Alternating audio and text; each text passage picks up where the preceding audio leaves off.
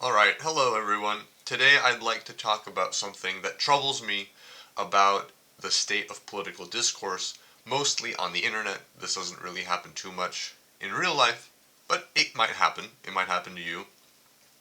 And this is the phenomenon of people dragging historical claims into political arguments with the intention of using historical claims as a normative argument for or against a particular ideology. Now, the fact that I have a problem with this may seem odd. We all know the saying that those who don't know history are doomed to repeat it, and oh, that's not supposed to be there. Anyway, we all know the saying that all those who forget history are doomed to repeat it, and it seems to us that history is inseparable from politics. But I do think that separation does need to be made, and while this claim may seem controversial at first, and it might get me into hot water if people actually watched my videos, I think if you hear me out, you might come to agree that my position is not so crazy. But before we can do that, it's important to set the stage, because I'm not just making a claim that exists in a vacuum. I'm trying to enter into a particular conversation at a particular point. Like I said, you've probably run into this if you are in political spaces on the internet. There's two sides fighting over something. They could be of two different ideologies, like capitalist versus communist, or they could be two people within an ideology arguing about the purity of their claims. They might be two socialists arguing, between Leninism and anarchism or whatever. And it starts off, usually, well enough. Person A makes... Person A makes a point. Person B makes a counterpoint. Person A responds. And at some point in the conversation, somebody brings up a historical claim. It could be something like, oh, your ideology killed 100 million people. It could be, oh, some important figure actually believed A or B. And the first historical claim gets introduced into the conversation. And naturally, the other person responds to the historical claim with a historical counterclaim. They'll argue, no, the ideology didn't kill 100 million, it was actually 15 million, and a lot of them were accidents. Or they'll say, yeah, we killed, our ideology killed some people, but so did yours, and it becomes a competition as to who can present the most flattering historical image of their ideology versus the most unflattering image of the opponent's ideology. And this tends to happen to a lot of political discussions, to the point where a good portion of political science and politics YouTube channels are essentially glorified history channels, where they try to, their big thesis to argue an ideology is really just arguing an interpretation of history. The problem with this is that what started off as a political theory discussion devolved into what was a history discussion. And I think if we take a step back and we're honest with ourselves, we should ask ourselves, how often does this lead to anything productive? Have you ever seen a discussion that has gone this way end with one person going, oh man, I was wrong. I should have read up on my history. Thank you for correcting my history. And now that I know my history better, I'm no longer a socialist, now I'm a capitalist. I don't think that's ever happened. But despite this clear inefficiency of this construct that I drew here, it happens all the time. This is how political discourse tends to go. And I think that is a problem. It's a problem that people think that historical claims translate to ideological claims, and that we can evaluate ideologies based on history. I wanted to explore a little more the mechanics of this. I'm going to start off with something very basic. I assume most people will be on board with the claim that the Nazis were bad. If not, just think of some other ideology that you don't like, right? Just think of a boogeyman, but we'll stick with the Nazis for now. Why are the Nazis bad?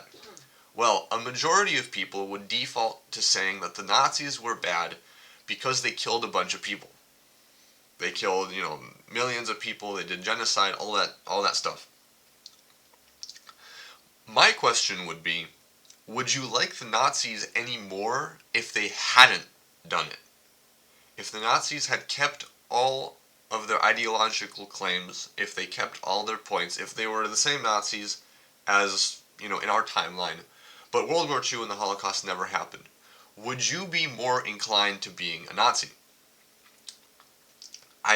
Now, obviously, that's a question that it's not just a rhetorical question. If we were speaking face to face, this would be something you'd have to answer. But I'd assume not. Very few people would go, oh man, dude, the stuff that Hitler said is so good. He killed so many people and I can't agree with him because of that. Nobody's ever said that. And I think you'd find that whether or not the Nazis had killed millions of people should not budge with your opinion on Nazism. The reason for this is that you did not come to your dislike of Nazism because the Nazis killed people. The reason you dislike Nazism is because you dislike the ideological principles it is built on. If you wouldn't be if I moved you back in time to Nazi Germany, you wouldn't be consoled by the fact that I told you, oh, don't worry, this is Nazi Germany before they started killing people. It wouldn't just be the knowledge that they will start killing people in the future that'll disturb you. It'll just be the very fact that you're living in a society living on principles that you ideologically disagree with.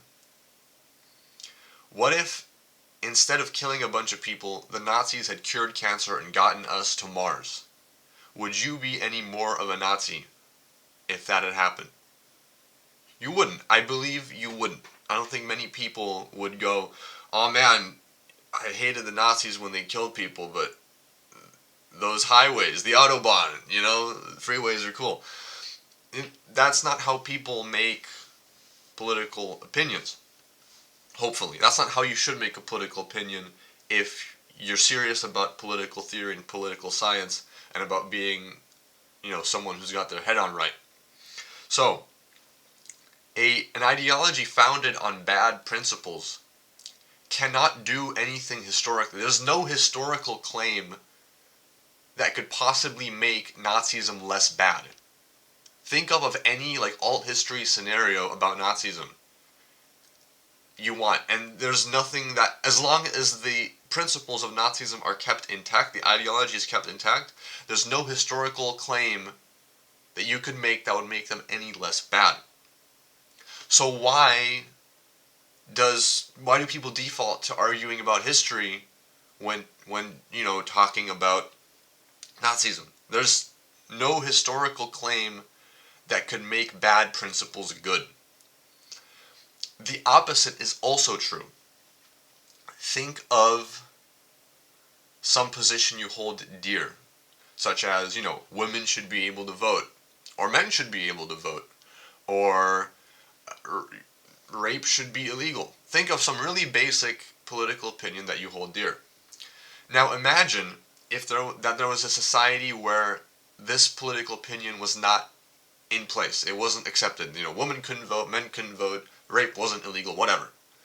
And in this society, there was a massive bloody revolution where people fought for your opinion, but in the process, they killed 100 million people and totally needlessly, and they set people on fire and they destroyed half the country. would you, if this happened, seeing this happen from the outside, would you believe that opinion any less? If, women's rights advocates in some country or in some time in the past murdered a bunch of people, are you just going to go, well, I guess I'm not a feminist anymore, seeing as feminism killed 10 million people? Sorry, women, time to go back in the kitchen. You're not going to do that. Most people would not do that. So not only can no grand historical claim make bad principles good, any kind of terrible historical happening cannot make good principles bad. I hope I've been able to communicate at least this much. Obviously, there is nuance to things. If, for example, women's rights revolutions end up killing a bunch of people every time they go about, you might, it might be productive to ask yourself, is there some kind of pattern here? But it should not touch your evaluation of the core principles of the ideology.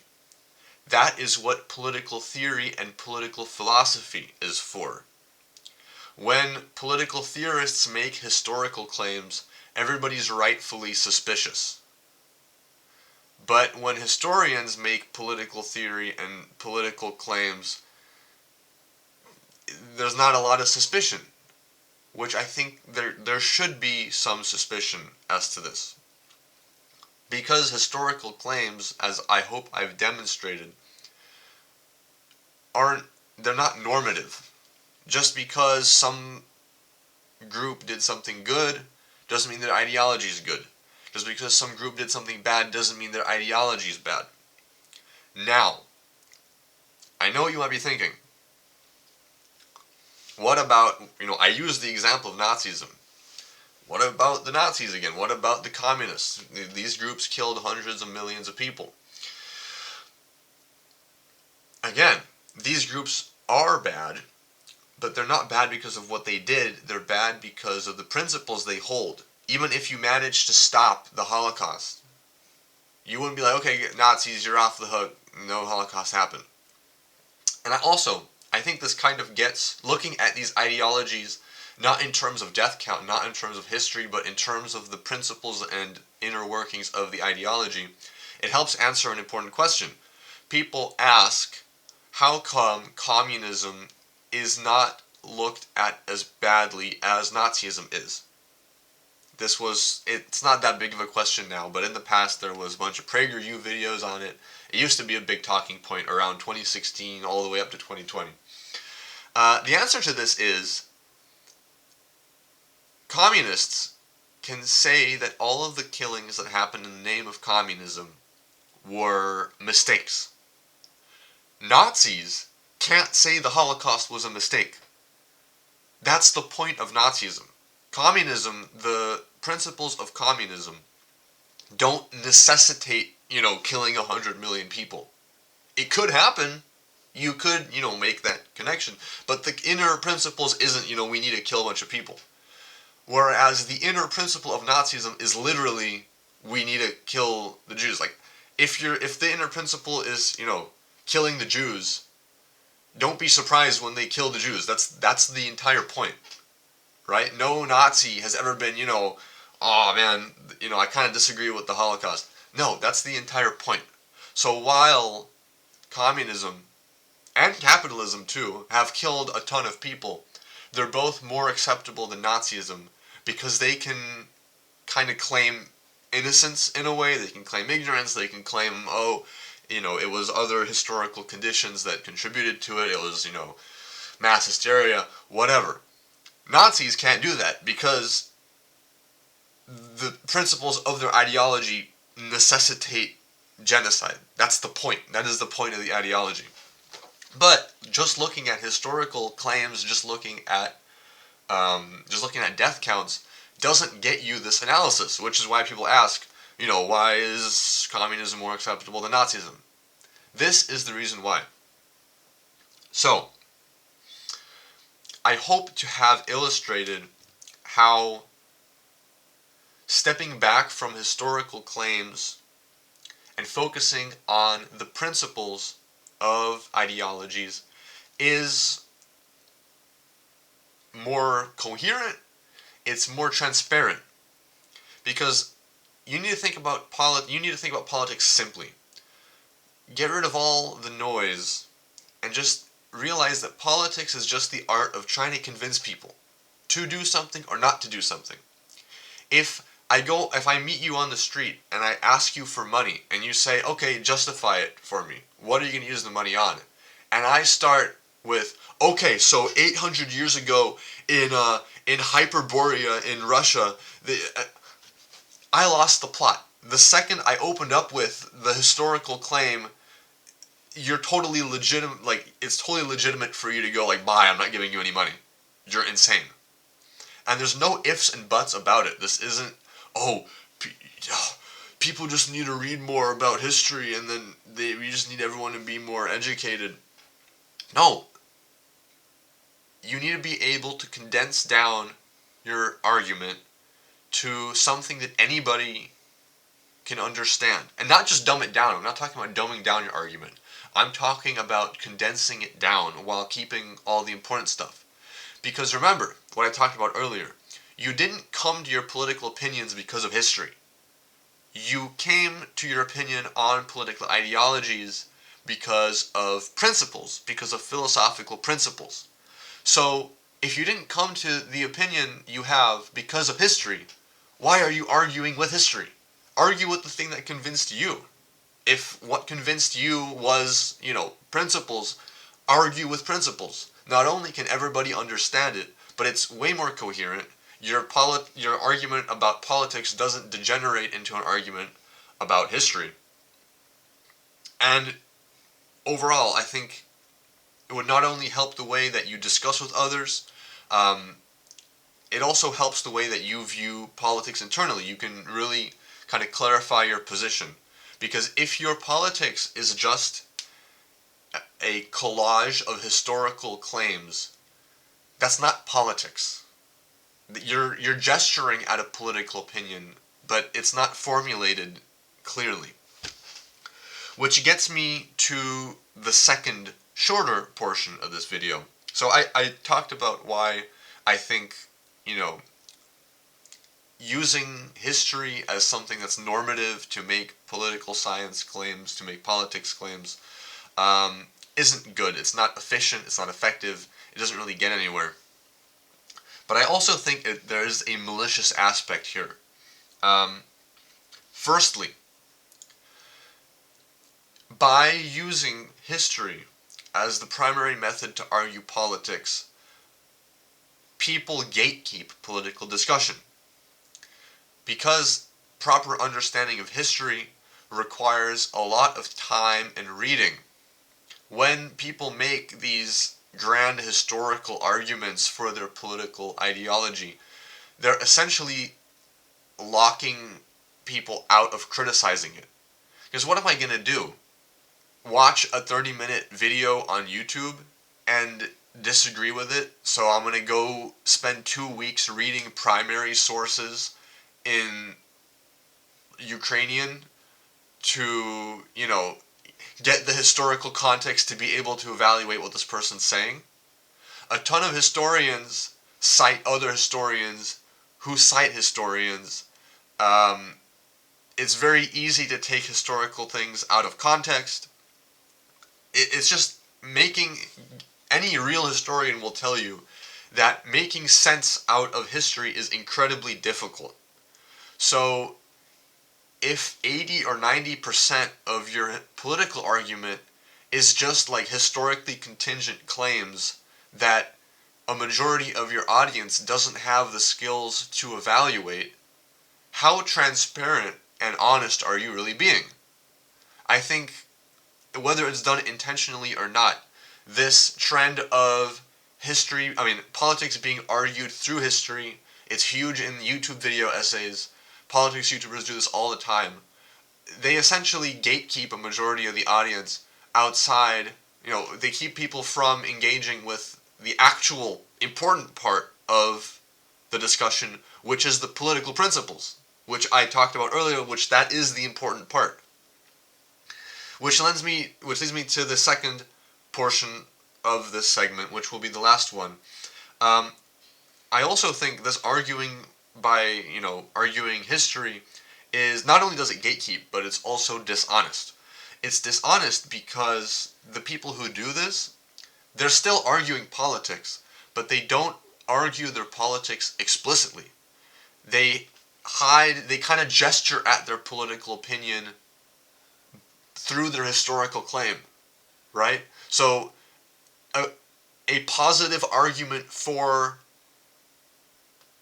communism is understood as indistinguishable from pointing out how communism increased literacy. Or an argument against an argument against communism by a capitalist is just seen as a capitalist pointing out how many people the Soviet Union killed. This isn't engaging with the ideology and the political claims of the two different ideologies. But they're still making political claims. So, not only are they gatekeeping people out from being able to properly evaluate what they're saying, they also obscure what they're saying behind historical claims. They say, oh, I'm just, all I have is, I just have the historical record, and I'm just, an unbiased historian who is laying these things out. No, there's clearly a political message, there's clearly some kind of normative thing that you're supposed to take from this history video, history section, especially in these political YouTube channels. But they never say their political opinion explicitly. When's the last time you've heard a fascist go, I support fascism because, and then they explain why? Or when's the last time you heard like an anti-communist libertarian go, well, I support the free market and capitalism because, and then they give you their principled, like, moral arguments for why they support it. Same thing with communists, same thing with, all these ideologies. This all, I think, stems from the fact that people confuse history with political theory. They think a history are, just simply making an ideology look good or look bad through history is enough. In fact, they think it's the same as directly attacking that ideology directly. Making an argument, say, for example, making an argument against communism, saying, oh, well, I disagree with democratic centralism because I think it's hegemonic and I think it's against real democracy. That is a principled argument. But to these people, it's the same as saying, well, oh, communism killed a bunch of people. To them, that is sufficient, just saying, well, communism killed a bunch of people. That's where the discussion starts and ends. You didn't get to anything important. There's a ton of room for historical revisionism. People will make whatever they want of it. And it didn't get the conversation anywhere. So, okay, I've talked long enough about this. If I haven't communicated my position well and I haven't gotten you on board, I don't think I will by talking any longer. So, I don't want to take any more of your time. But I do want to hammer down on this. If you are legitimately interested in politics, you want to engage in discussions about politics, you want to convince people, and you want to improve your own understanding of politics, don't think about politics in terms of history. History should improve and augment your understanding. It should be a way to test theories out. If these principles are correct, I would expect this to happen. Did this actually happen? That's where history is useful. But it is not useful for directly evaluating ideologies.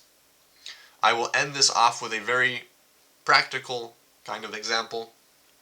I talked about the Nazis earlier, so I want to return to them. Probably one of the most heinous acts of historical revisionism is Holocaust denial. But the way people engage with Holocaust denial, I think, is a little weak.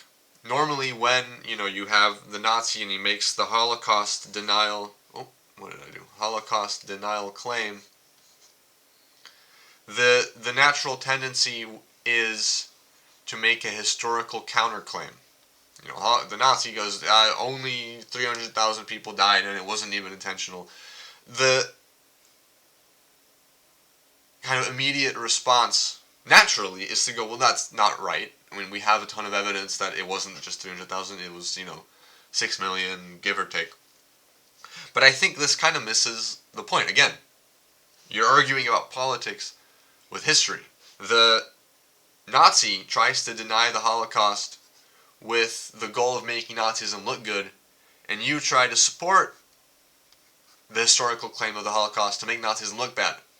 But again, you're missing the point. The real thing you should ask the Nazi is, so what? Controversial, I know, but listen, hold on a second. So what? Okay, so the Nazis didn't kill 6 million. They only killed 300,000? Wow, that really changed my opinion on Nazism. So they stole people's property and rounded an ethnic group up in camps, and they only killed 300,000? Oh boy, am I a fan of Nazism now? Like, there's no point to Holocaust denial. And instead of pointing out that there's no point, people, they take the time and they handle and they fight with every single individual lie the Nazis will make. But the Nazis will make a million lies. You can't handle all of them. What you need to do is, again, step back from the history and attack the principles. There's two things Nazis try to do by denying the Holocaust. First of all, they argue that the Holocaust makes Nazism look bad. Nazism looks bad even without the Holocaust. We've talked about this earlier. A second thing they try to argue is that the reparations that Germany paid to Israel and all the things that have been kind of reimbursed to the Jewish population is a scam because the Holocaust didn't happen. Again, they only killed 300,000.